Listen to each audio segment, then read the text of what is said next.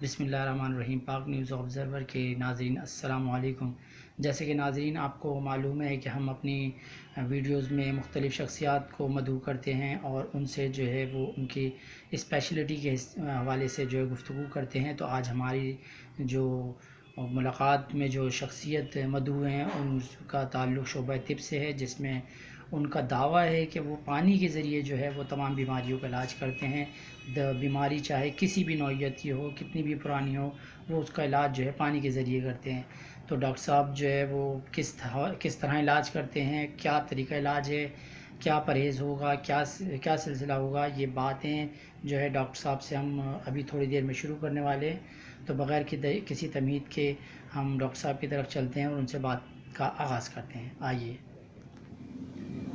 कितने अरसे से वाबस्ता हैं ये तो थोड़ा सा है ना, वो मुझको बैठ वो मुश्किल है वो कर 84 से इस फील्ड में हूँ और 93 से 95 तक तो मैंने बेतहाशा प्रैक्टिस की है और अभी 2020 से लेके और आज तक तो मैंने इन्फ्लुएंज़ा के हज़ारों पेशेंट देखे, हज़ारों।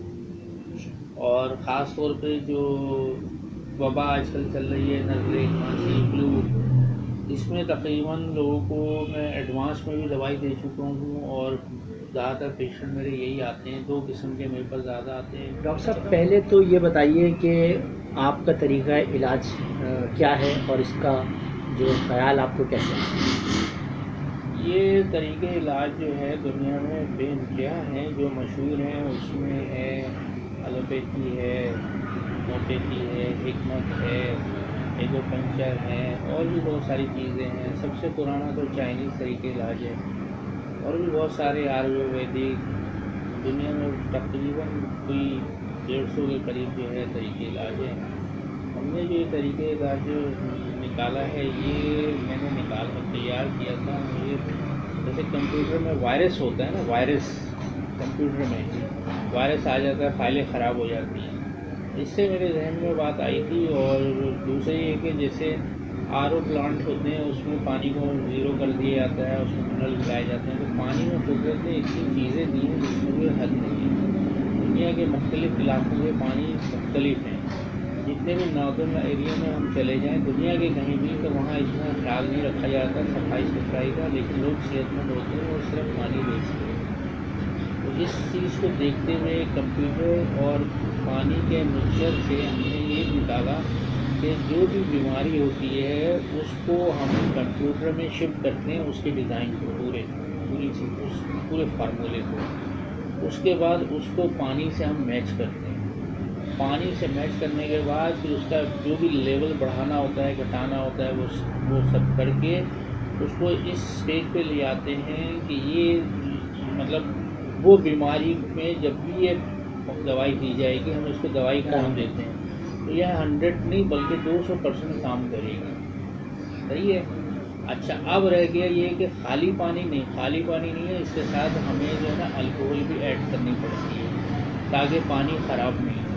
लेकिन अल्कोहल को एक स्टेज पे हम ख़त्म कर देते हैं, ड्राई कर देते हैं। तो अब हमारे पास 2 चीज़ें, एक हमारे पास लिक्विड है और एक हमारे पास टैबलेट है। सही है। टैबलेट की जो उम्र है वो तकरीबन 2 से 3 साल रहती है, लेकिन जो लिक्विड की उम्र है वो मेरे पास कोई 1985 से भी दवाइयाँ रखी हुई। और मैं मुख्तलिफ़ कंप्यूटर में चेक करता हूँ तो उनकी जो कैपेसिटी, जो उनकी सलाहियत थी 85 में, कोई आज भी उसी तरह से ख़राब नहीं हुई, लिक्विड वालों की बात है। अब इसके ऊपर जब काम करते रहे तो मुख्तलिफ़ मराहिल में मुख्तलिफ़ बीमारियों का वास्ता पड़ा।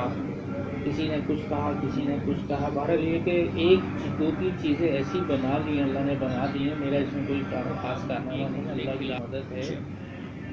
तो अब हमने एक दवाई बनाई है किडनी फेल के जो पेशेंट हैं, तो वो 6 से 8 महीने में, जैसे जिनकी एक डायलिसिस हो रही है तो वो 7-8 महीने में सही हो जाएंगे, बिल्कुल नॉर्मल हो जाएंगे।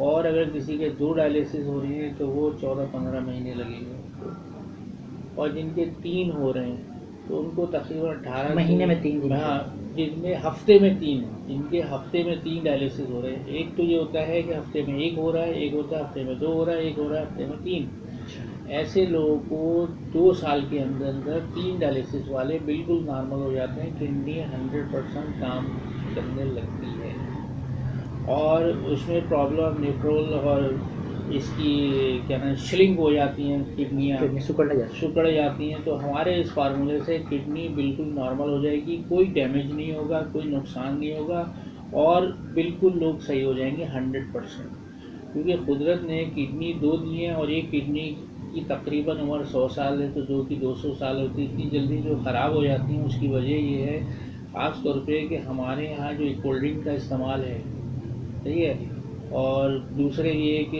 बारबेक्यू आइटम वगैरह का इस्तेमाल करते हैं और हमारे यहाँ तो ये तेल घी दूध हर चीज़ नेचुरल नहीं है, तो इसकी वजह से प्रॉब्लम आती है। अभी आजकल जैसे आप जो आज इंटरव्यू हो रहा है, कभी थोड़े अरसे से हमारे यहाँ गाय में जो है वो लंपी स्किन की बीमारी आई हुई है। तो ये बीमारी तो बीमारी है, ऐसा नहीं है।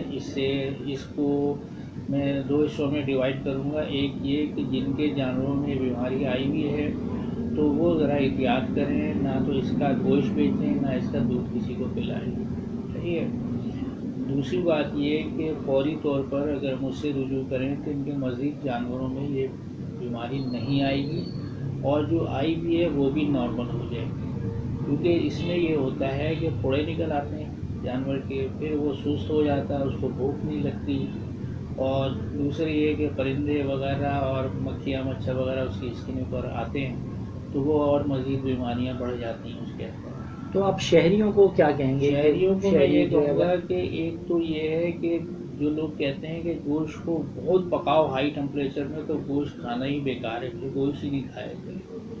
मुर्गी वालों से ये कहूँगा कि अपने भाइयों का साथ देते हुए उसके रेट नॉर्मल रखें। वबा है ना, वबा में गोश्त कम पड़ रहा है तो ज़रा एहतियात करें, थोड़ा रेट कम कर दें। और अच्छा डॉक्टर साहब, ये फ्लू की बात आई तो ये बताइएगा कि ये तो तकरीबन 6-7 साल जो है ऐसे गुज़रे हैं जिसमें फ़्लू का जो है वो बहुत नाम रहा है और लोग बहुत मुतासिर हुए हैं, मुख्तलिफ इनको नाम दिए गए, मुख्तलिफ बातें की गई। आप ये बताएं कि आप क्या तशख़ीस करते हैं कि ये क्या चीज़ है और क्या मकसद, उसका तरीक़ा इलाज क्या है आपके में? ये देखें, बीमारियां जो है ना, बीमारियों के मुताल्लिक पूरी तफसील कोई भी डॉक्टर नहीं बता सकता।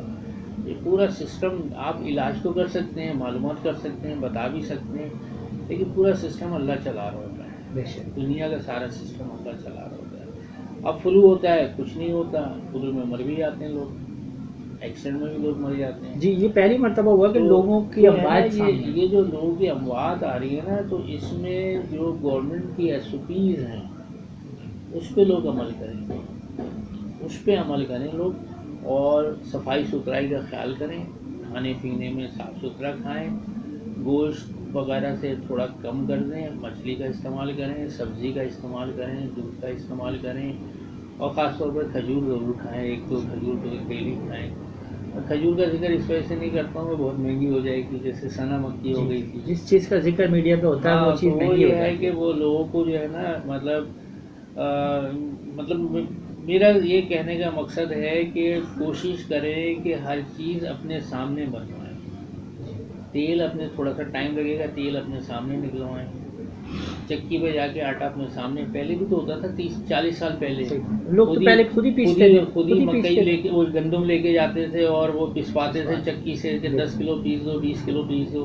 अब क्या हो गया, तो सब तब्दील हो गया। अब तो माशरा जैसे से वक्त नहीं है लोगों के पास। तेल है, तेल पता चला कि यहाँ ईरानी भी आ रहा है। अब ईरानी जो है 1500 रुपये का डिब्बा, यहाँ 2500 का, तो हमारी कंपनियाँ भी वही तेल पैक करके दे रही हैं। तो आप बिनौला या सरसों ले जाएँ कोल्हू के ऊपर, अपने सामने 6 महीने का 8 महीने का निकलवा के ले आएँ।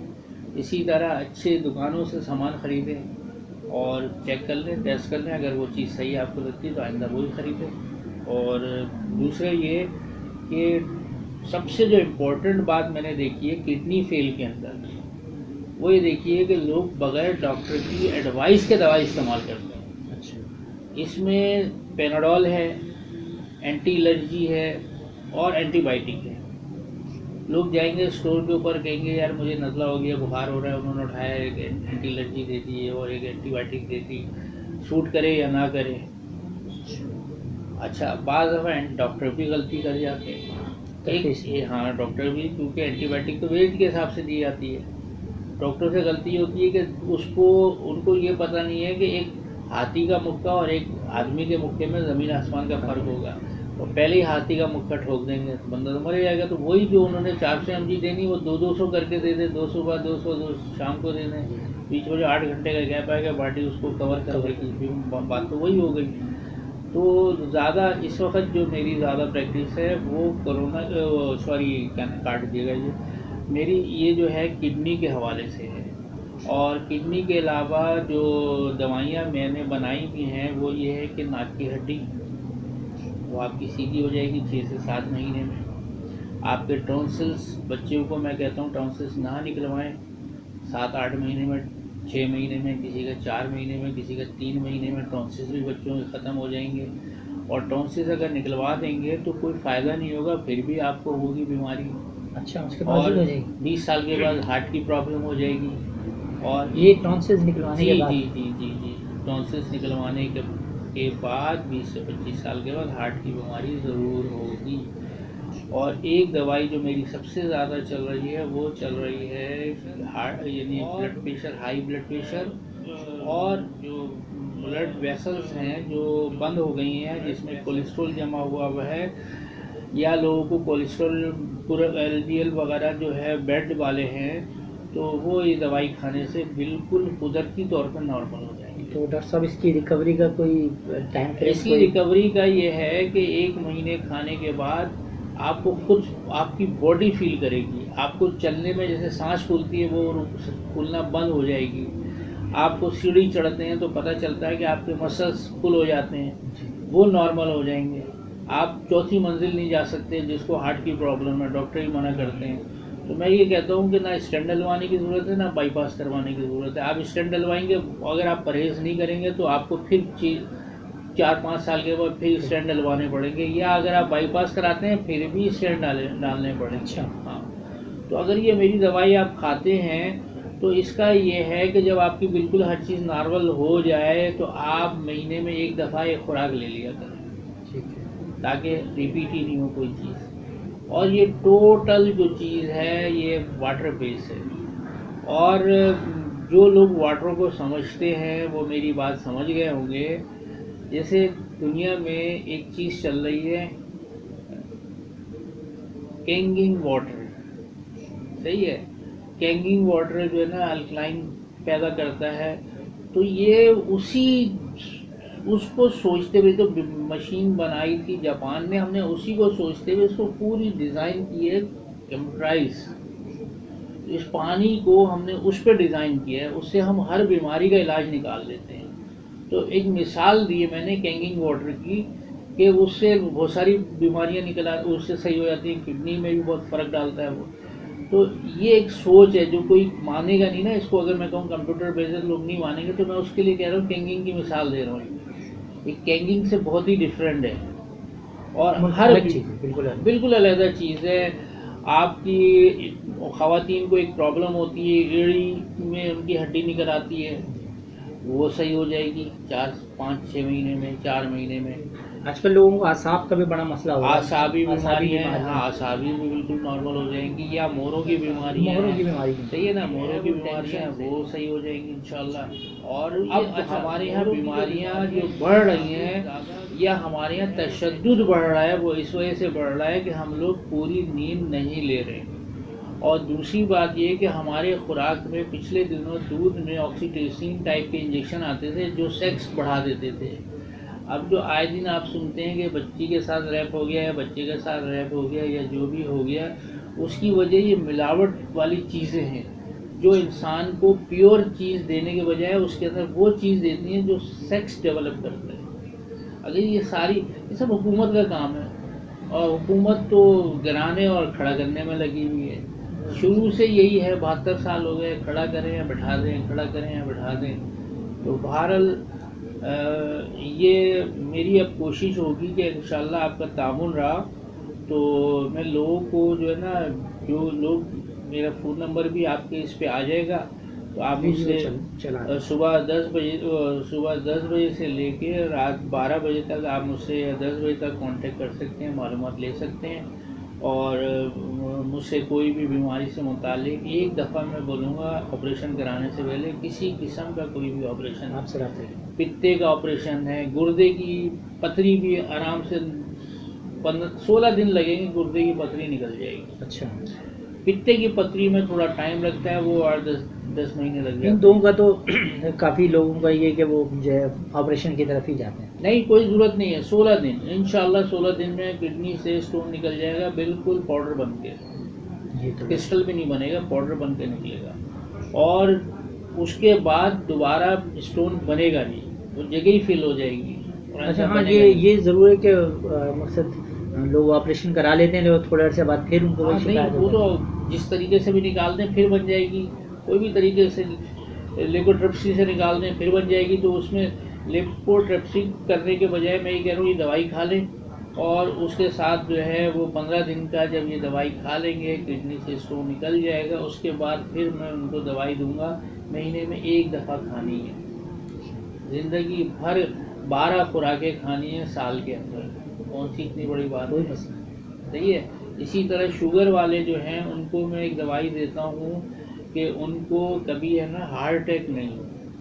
अच्छा, वो भी महीने में एक दफ़ा खाने की देता हूँ कि उनको हार्ट अटैक नहीं होगा। लोग दवाओं से ज़्यादा बचते भी हैं कि वो शुगर वालों को हार्ट अटैक नहीं होगा अगर दवाई खा लेंगे हमारी। ये तो बहुत अहम बात है। महीने 15 दिन में एक खुराक। बहुत सी औरतें, आदमी मुझसे डिफेंस से उधर उधर से आके लेके अच्छा जाते हैं, डॉक्टर साहब, साल ये भर की इकट्ठा। अच्छा डॉक्टर साहब, एक चीज़ और है कि जो लोग शुगर की वजह से बड़े परेशान हैं, तो आप क्या मकसद समझते हैं कि शुगर जो है वो बीमारी नहीं है, लाइफ स्टाइल की प्रॉब्लम मसला है। है? हाँ, उसकी वजह है कि आजकल के दौर में, पहले ये होता था कि लोग है ना पैदल चलते थे ज़्यादा, या हार्ड वर्किंग करते थे। अब तो छोटे घरों में भी काम करने की छोटे खवातीन बच्चे भी है ना, छोटे बच्चे भी है ना, वो वॉशरूम जाने के लिए भी स्कूटर पे जाएंगे वो, सही है। साइकिलों का इस्तेमाल नहीं है, पहले साइकिलों का बहुत इस्तेमाल था। अब तो सिर्फ आर्मी एयरफोर्स वाले साइकिल इस्तेमाल कर रहे हैं, या आर्मी के लोग इस्तेमाल कर रहे हैं, या नेवी के लोग साइकिल इस्तेमाल अब कर यहाँ रहे हैं। पे आप उनकी सेहत देखें, वो सुबह उठते हैं 4 बजे 5 बजे और 2 बजे सो जाते हैं, उनकी सेहत देखें आप, कैसी अच्छी सेहत है। तो ये अब यहाँ जो है ना, हमें शुगर अगर ख़त्म करनी है तो सब्ज़ी का इस्तेमाल करें और वीट बंद कर दें, आटा बंद कर दें। आटे की जगह मकई, जौ, बाजरा, इसकी रोटी खाएं। अच्छा, खाली चने की दाल की भी रोटी नहीं खाएं, उसमें बाजरे का आटा, जौ का आटा ये मिला के उसकी रोटी बनाएं, घर में खाएं आप वो हर खाने के साथ। और शुगर वालों को चाहिए कि पहले अपना चेकअप सही कराएं, और उसके बाद जो है ना, वो हर चीज़ खा सकते हैं। मीठा भी खा सकते हैं, मीठा भी खा सकते हैं लिमिट के अंदर। वो अपना एक फार्मूला बना लें कि किसी दिन पहले शुगर टेस्ट करें, उसके बाद मीठा खाएं, उसके बाद वो अपना 2 घंटे के बाद टेस्ट करें कि कितनी शुगर बढ़ी है, फिर उसकी क्वांटिटी कम करें। उतनी क्वांटिटी में आप खाते रहें, आपको कुछ भी नहीं होगा। आप कोल्ड ड्रिंक पीते हैं, अब डाइट कोल्ड ड्रिंक जो है उसकी 1.5 लीटर की बोतल अगर आप पिएंगे तो आपके 30 यूनिट बढ़ जाएंगे। और अगर आप 1 किलोमीटर वॉक करेंगे तो आपके शुगर के जो है ना, वो एक यानी समझ लें 8 मिनट में आप 1 किलोमीटर का सफ़र करेंगे, और उसमें आपके 5 से 6 यूनिट गिरेंगे। अब औरतें जो है ना, पहले चक्की पीसती थी मसाला सिलबट्टे पे, अब सिलबट्टे पे पूरा जिस्म मूव कर रहा है, सही है, पूरा जिस्म मूव कर रहा है। हावन दस्ते से चीज़ें वो की जा रही हैं। अब हावन दस्ते से जो की जाती थी उसमें हीटनेस पैदा नहीं होती। अब जो है ना, ग्राइंडर यूज़ होता है, ग्राइंडर में टेम्परेचर बढ़ जाता है, जो अच्छी चीज़ें वो जल जाती हैं, जो अच्छी चीज़ें हैं वो जल जाती हैं। तो ये सब शुगर की वजह बन रही है। हर एक कहता है मुझे शुगर है, अरे भाई आप पाई खाएं, कौन मना कर रहा है आपको? आप खाएं पाए, आप खाएं, देसी घी खाएं, आप दही खाएं, आप कौन मना कर रहा है? सब्ज़ी खाएं आप दबा के। लेकिन मेरा मशवरा ये है कि आटा का इस्तेमाल बहुत ही कम कर दें। अगर आप 4 रोटियां खाते हैं तो एक रोटी की चौथाई रोटी आप सिर्फ खाएं। चावल सब्जी खाने के बाद चावल भी एक कटोरा खा लें। ये नहीं है कि बिरयानी के पीछे लगे हुए हैं। बिरयानी पता नहीं कैसी बनी हुई होती है, वो उसमें क्या चीज़ शामिल है ये भी क्या नहीं चीज़ पता। शामिल है। ये भी नहीं पता। तो अब ये पिछले दिनों जैसे ये कह रहे थे कि लोग जो है ना मुख्तलिफ बीमारियों की वबा चली हुई थी, वो तो अल्लाह का शुक्र है वबा अब ख़त्म हो गई है हमारे यहाँ भी, पूरी दुनिया में। लेकिन मैं लोगों से यही कहूँगा कि कोल्ड ड्रिंक का इस्तेमाल कम कर दें वबा से बचने के लिए। ठंडे पानी का इस्तेमाल कम कर दें, वो मटके का इस्तेमाल करें या सुराही का इस्तेमाल करें। खाना जो है खाने को गलाएं नहीं। कुकर में खाना गलता है जल्दी की वजह से। मट्टी के बर्तन में खाना पकता है, उसकी क्वालिटी हम ख़त्म कर देते हैं। तो ये खाएं चीज़ें, कच्ची सब्जियां खाएं, सलाद खाएं। हर शख्स को जो पाकिस्तान में रहता है उसको खीरा रोज़ाना दोपहर में एक खीरा ज़रूर खाना चाहिए, छिलका उतारे बगैर। और रात को खीरा नहीं खाना चाहिए और खीरे का छिलका भी नहीं उतारना चाहिए। आप दालें खाएं, सब्ज़ी खाएं, गोश्त का इस्तेमाल कम करें, बच्चों की आदत डालें। और ख़ास तौर पे इस वक्त जो लंबी स्किन चल रही है इसमें बहुत केयरफुल होकर चलें। अगर आप महसूस कर रहे हैं कि आपको भूख नहीं लग रही है, आपके अंदर सुस्ती पैदा हो रही है, तो आपने अपने फैमिली डॉक्टर को ज़रूर दिखाएं। और आखिर में मैं यही कहूँगा कि किसी को कोई भी प्रॉब्लम है, मेरे दिए गए फ़ोन नंबर पे मुझसे रब्ता कर सकते हैं। तो जैसा डिमांड करेंगे कि हमें ये चीज़ की मालूमात चाहिए, हमें ये चीज़ की मालूमात चाहिए, तो उसको हम जो मालूमात देंगे वो कुदरती देंगे। और हमारी जो दवाई है बिल्कुल क्लियर कट कह रहा हूँ कि दुनिया की मैंने जितनी भी दवाइयाँ बनाई हैं सब PCSI से टेस्ट करवाई। लफ्ज़ लिखा है कि मुझे ये इस चीज़ की दवाई है और उसमें आप मुझे ये बताएं पॉइज़न है, कार्टिसोन है या क्या क्या चीज़ें मिल रहे हैं। दवाई नहीं है तो नीली आएगा ना उसके अंदर। हाँ ये तो मतलब अगर किसी चीज़ का रिएक्शन नहीं है ही नहीं, रिएक्शन तो आप नहीं इस्तेमाल करें, रिएक्शन ही नहीं है ना, मैं तो उनसे रिएक्शन पूछूंगा ना इसका। असल तो ये है कि जैसे एलोपैथिक है उसका बड़ा मामला ये है कि उसका रिएक्शन आता है। एलोपैथी भी दवाई बहुत अच्छी है, बुरी नहीं है, लेकिन एलोपैथी दवाई की एक लिमिटेशन है, एक लिमिट में इस्तेमाल करना है। ये नहीं कि खाते चले जा रहे हैं, और डॉक्टर की अंडर सुपरविजन खानी चाहिए। दूसरी बात ये है कि जो क्विक है, जो हम हैंडीकैप कहते हैं या क्विक कहते हैं, यानी 2 नंबर डॉक्टर, तो हमारे यहाँ 1 नंबर डॉक्टर भी तो 2 नंबर ही काम कर रहे हैं ना। वो भी कौन सा 1 नंबर काम कर रहे हैं, वो भी 3-4 नुस्खे इकट्ठा लिख के दे देंगे, मलेरिया का भी दे देंगे और बुखार उसका भी दे देंगे, टाइफाइड का भी दे देंगे, सारी एंटीबायोटिक भी, एंटी एलर्जी भी, तो टेस्ट भी सारे एक साथ दे देते हैं कि सारे सबके टेस्ट करवा रहे हैं। अब लोग कहाँ से अफोर्ड करेंगे सब चीज़। स्टार्ट करें, बुखार है 3 दिन की दवाई दें नॉर्मल, नहीं वो फिर जाए टेस्ट के ऊपर। और 3 दिन की भी दवाई इस तरह दी जा रही है कि मलेरिया की भी दे रहे हैं आप उसको, एंटीबायोटिक भी दे रहे हैं, एंटी एलर्जी भी दे रहे हैं। ये मतलब एक जाल आपने हर साइज का डाल दिया, उसको जिधर भी आ जाएगा ना वो सही हो जाएगा बीमारी। ऐसा नहीं है, ऐसा नहीं है। और लोगों को मैं ये कहूँगा कि अपने घरों में जगह जगह बोतलों में, कोने कुदरों में, बोतलों के अंदर छोटी बोतलों में लहसुन रखें, लहसुन डाल के रखें खुले। और ये आप अल्लाह भला करे काफूर है और ये जो कीनू के छिलके होते हैं इनको खुश करके पाउडर बना के रखें, तो आपके घरों में मच्छर भी नहीं आएंगे। मच्छर कीड़े मकोड़े इससे सेफ हो जाएंगे, क्योंकि ज़्यादातर कीड़े मकोड़ों को तुर्श चीज़ पसंद है। तुर्श खट्टी चीज़ जो है ना उसकी स्मेल पसंद नहीं है कीड़े मकोड़ों को, मच्छर को, इवन मच्छर को भी नहीं पसंद है। चूटियाँ है वो भी ख़त्म हट जाएंगी। हाँ वो कहते हैं ना जो है वो मीठा खून जिनका होता है वो। हाँ, तो अब अगर किसी को बहुत ज़्यादा कोई वो काट रही है, काटते हैं मच्छर, तो वो रोज़ाना 2 लहसुन के जबे निकल ले, पानी से खा ले, महीने के बाद उसके ब्लड में ऐसी क्वालिटी पैदा हो जाएगी कि वो मच्छर कहीं भी नहीं आएगा। यानी कि उसके ब्लड में वो शामिल हो जाएगा। उसके ब्लड में देखिए हुज़ूर सल्लल्लाहु अलैहि वसल्लम ने बोला कि प्याज और लहसुन खा के हमारे मस्जिद में नहीं आओ। उन्होंने ये नहीं बोला था आप पीछे चलें, मतलब उसको पका लें, उसको कुछ शेप चेंज कर लें। कच्चा खाएंगे यानी निगलने तो अलग बात है, आप कच्चा खा रहे हैं लहसुन भी प्याज भी तो स्मेल आएगी, और बराबर वाला खड़ा है थोड़ा सा नफासत पसंद है उसको बुरी लगेगी। इस वजह से बोला गया, ये थोड़ी बोला गया मस्जिद में नहीं आए। क्या हुज़ूर सल्लल्लाहु अलैहि वसल्लम प्याज नहीं खाते थे? क्या वो लहसुन नहीं खाते थे? तो हुज़ूर सल्लल्लाहु अलैहि वसल्लम की या कुरान की चीज़ की अंदर घुसे, अंदर गहराई में घुसे। आप जो है अगर लहसुन खाना शुरू कर दें या एक चम्मच रोज़ाना प्याज का अरख निकाल के आप पिएँ, एक चम्मच आप वो आधा चम्मच आप लहसुन का पिएँ, आपकी शुगर नॉर्मल हो जाएगी। करेले का निकाल लें, आधा गिलास जूस पी लें, आप ज़रूरत ही नहीं दवाइयाँ खाने की शुगर की।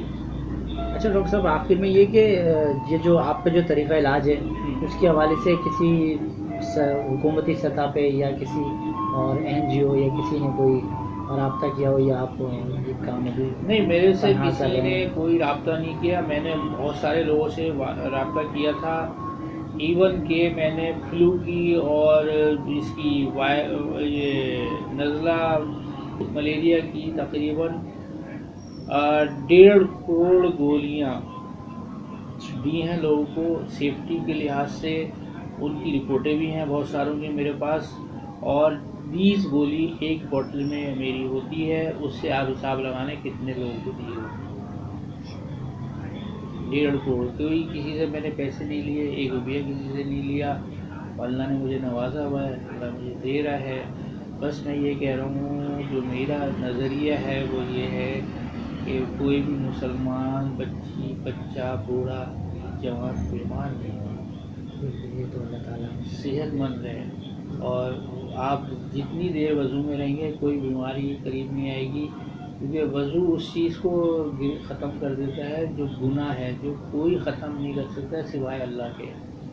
जब वो वज़ू से ख़त्म हो जाता है तो ये बीमारियाँ तो कोई बचेंगे। और ये जो है आजकल लिम्फी वाइज, इसमें मैं अपने दूध वालों से भी ये कहूँगा कि थोड़े दिन एहतियात कर लें, और गोश्त वालों से भी ये कहूँगा, कसाईयों से, कि वो भी थोड़ा सा एहतियात से जानवर ज़बह करें। और मुर्गी वालों से ये कहूँगा कि भाई आप आवाम का ख्याल करते हुए थोड़ा सा रेट नॉर्मल रखें। वबा है तो साथ में ये नहीं हो कि 300 से 600 रुपये। अच्छा डॉक्टर साहब, रमज़ान की आमद है, इस हवाले से कुछ लोगों के लिए? रमज़ान की अवेयरनेस में मैं ये कहूँगा कि शुगर वाले भी पराठा खा सकते हैं सुबह में, लेकिन रमज़ान में जितनी कम सहरी की जाएगी, जितनी कम सहरी करेंगे, यानी आप दही से रोटी खा लें, दही से पराठा खा लें, और 1 कप चाय पी लें अगर चाय पीते हैं, या एक गिलास लस्सी का और वो रोटी के साथ या पराठे के साथ ले लें, बस इनफ है। कौरमा वोरमा जितनी चीज़ें आप ज़्यादा खाएंगे, आप एक टेक्निकल बात समझ लें कि जितनी चीज़ें आप ज़्यादा खाएंगे उतना एसिड चाहिए होगा, और जब एसिड ज़्यादा मकदार में आएगा तो वो जो है ना चीज़ों को जल्द हज़म करेगा और आपको भूख लगेगी। अच्छा, वो काम करना जल्दी शुरू करेगा, तेज़ हाँ, काम करना तेज़ करेगा तो आपको भूख ज़्यादा लगेगी। और एक और चीज़ है, आज तक लोगों को नहीं पता है, मैं पहली दफ़ा लीक आउट कर रहा हूँ। एक फल होता है बेलगिरी, बड़ा सख्त होता है, बड़ा सख्त होता है, अंदर पीले रंग का गूदा होता है। उसका गूदा निकालें, उसके बीज निकालें, उसका शरबत, चाय, यानी आप रोज़ा रखने से 1 घंटे पहले उसका शरबत पी लें। आप पूरा रोज़ा में आपको कमज़ोरी नहीं महसूस होगी। दूसरी बात ये कि आपको भूख कम लगेगी, आपको भूख कम लगेगी। रोज़े में भूख कम लगनी चाहिए। पानी भी बहुत ज़्यादा नहीं पिए, नॉर्मल पानी पिए। वो आखिरी वक्त में भी गिलास चल रहे होते हैं, अब वो प्लेट भर जाता है, फिर जो पेशाब निकलना शुरू होता है उसके बाद फिर वो मसला आ जाता है। तो बेलगिरी महंगी हो जाएगी, बस और कुछ नहीं होगा। और बाकी नमक से रोज़ा खोलें,